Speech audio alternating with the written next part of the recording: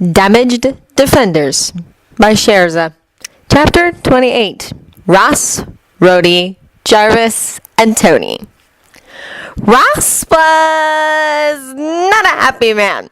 Being thwarted by rent-a-cops and a good security system had not made for a good day a few days ago, so he'd started planning something bigger, more impressive, and he'd had to gather his men back up. They had evidently been let go with just a warning. Stark's first mistake. Now his men were as angry as he was. This was becoming personal. They would have the monster one way or the other. Or they would bring Stark Tower crashing down around Stark's ears. Fortunately, he hadn't had all the experimental tanks at Culver last year. There were still 2 more since they were designed to work in pairs. Some adjustments had been made to the equipment since the monster had initially been dropped by the weapons, but had somehow been able to rally. This time there would be no rallying. Even better, the rest of his special trained unit had arrived with the tanks. So now, with his entire team and their tech available, Ross determined to mount an assault on Stark Tower and get the monster. Move out! I want Alpha Team with me! Beta Team! You hold position on the far side of the tower so we trap the monster between us! Ross snarled at his team. The 2 groups split up and took off for their assigned positions. What they found when they got there confused the holy hell out of Ross.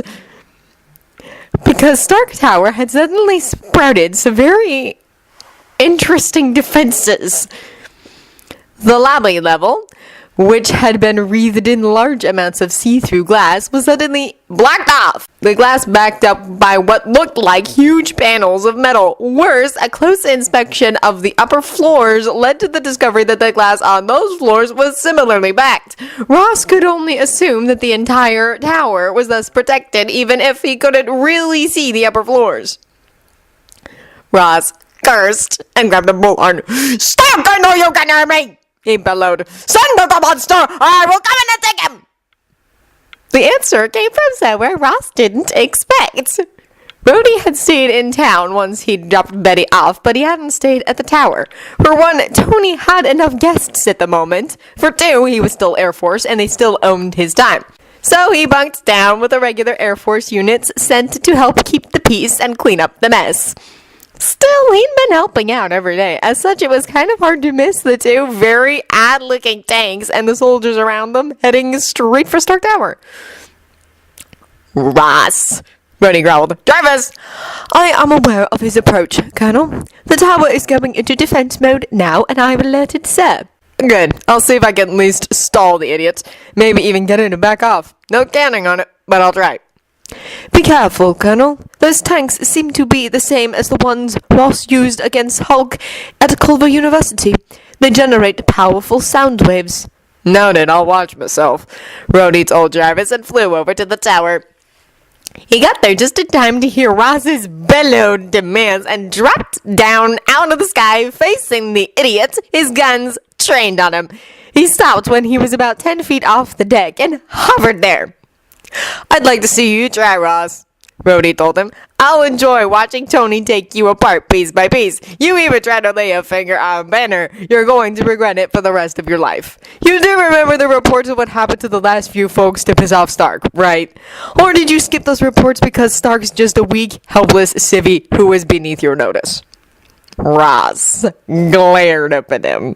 You kidnapped my daughter! You brought her here to where that monster is! You put her in danger! I'll see you court-martialed for that! I'll see you dumped out of service with a dishonorable discharge! Try it, Rhodey growled. I dare you to bring me into a courtroom, Ross. I'd love to see you try to defend your own actions while trying to demonize mine. I kidnapped your daughter. I put her in danger. You kidnapped her first, Ross. You forced her into Chain Mountain with threats to Banner's life, and then kept her there against her will. I just gave her a choice on what she wanted to do with her life. As for danger, refresh my memory again on who it was that brought her to a battlefield and damn near got her killed. Wasn't me. Wasn't Hulk. Wasn't Banner. That was all you, Ross. So really, between the 2 of us, I think I've got the stronger case. Don't you? And you do realize that if you try to mess with me on top of messing with Banner and your daughter, that Tony will take great pleasure in eviscerating you. Your pension? Forget it. Military benefits? Say bye-bye. Your career? Hope you like freezing cold and blistering heat because you're going to find yourself stationed in the Antarctic and the center of the Sahara Desert, busted down to private and having to clean the toilets of the people you bossed around just a few short weeks before. Rhodey snorted, knowing that, if anything, he was completely underselling Tony's vindictive side. Ross wouldn't know what hit him. Then, behind his mask, he grinned. And even if you do somehow manage to get me drummed out of the Air Force, do you really think that will wreck my life? Really? I'm Stark's best friend. This suit is mine. It won't run for anyone else. So even if I got drummed out of the Air Force, all it'd mean is that I'd go into the private hero business. Join the Avengers. Save the world rather than just a little chunk of it. So go ahead, do your worst. No matter what you do, I win. Then he silently called up his targeting program and took aim at the tank's weapons. Ross was going to try something anyway. He could feel it. Maybe it was the fact that Ross was all but literally frothing at the mouth. Sure enough, Ross practically shrieked.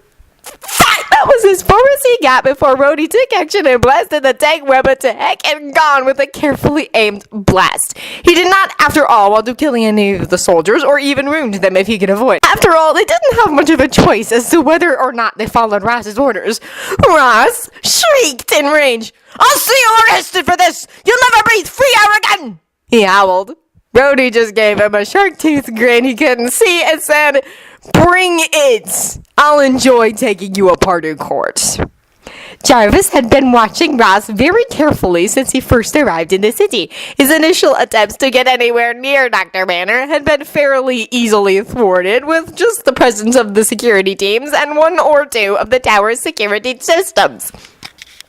Jarvis was quite sure that state of affairs would not last. He was finally proven right when the rest of Ross's team arrived with two familiar experimental tanks. Jarvis instantly activated the tower's full line of defenses. Tony, after receiving Jarvis's request and planning for the presence of the Avengers, had put certain measures into place. Primary among them was a way to strengthen the exterior of the tower against attack. The glass was far too easily broken by a multitude of weaponry for Tony's peace of mind. Thus, he had put into place on every floor thin panels of adamantium that would slide out of hidden alcoves and cover the glass, protecting the inhabitants.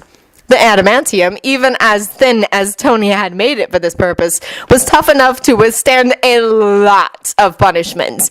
It had proven its worth during the invasion, as Jarvis had slapped them into place when the portal opened. Quite a bit of glass had been broken, but the tower had remained otherwise intact. As he did that, he alerted Sir to the problem, beating Sir to the punch by 1.76 seconds, as Sir had been alerted to something being amiss when the window shields in his lab had slammed into place. Sir, General Ross is approaching with two of the experimental tanks he used on Hulk at Culver University. Tony blinked when the light quality in his lab changed and glanced up.